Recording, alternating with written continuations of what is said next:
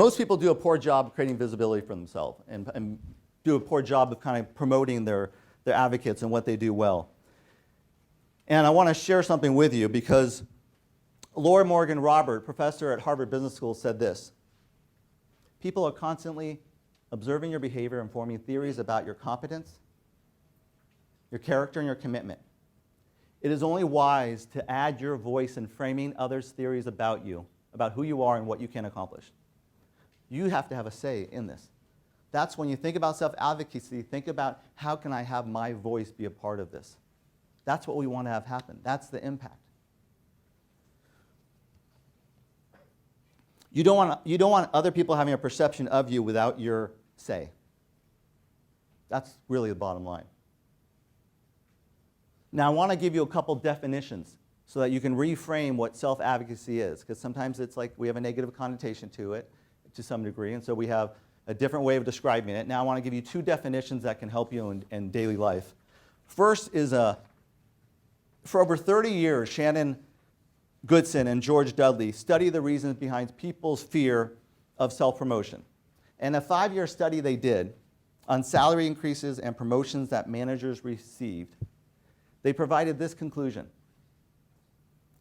those who were promoted most often and given the biggest salary increases did not necessarily turn out to be those judged to be the most technically competent.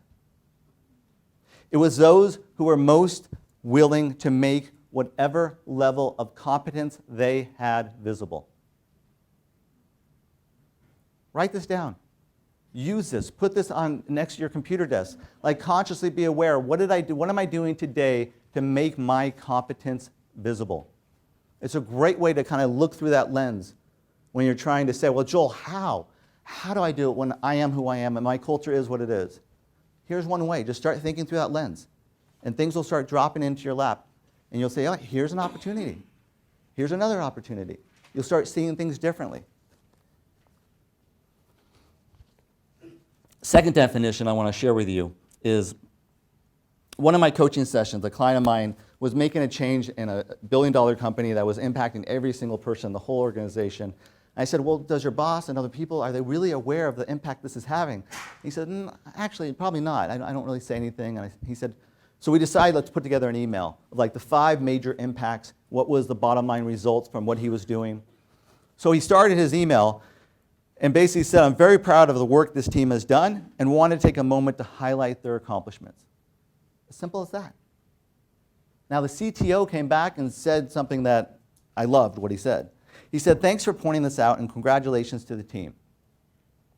The quiet success of these accomplishments from you and your team has not gone unnoticed. Bob and senior leadership, and Bob's the CEO of this $4.4 billion company, were very much appreciative. Now, here's a key thing. Keep raising these, as it is important we educate the business on the value we bring every day, which often goes unnoticed when the transition goes well, when the transaction goes well. So think about that. Mostly people don't give as much credit that's due, but the key definition here is important we educate the business on the value we bring every day. So again, that's the lens you want to look through.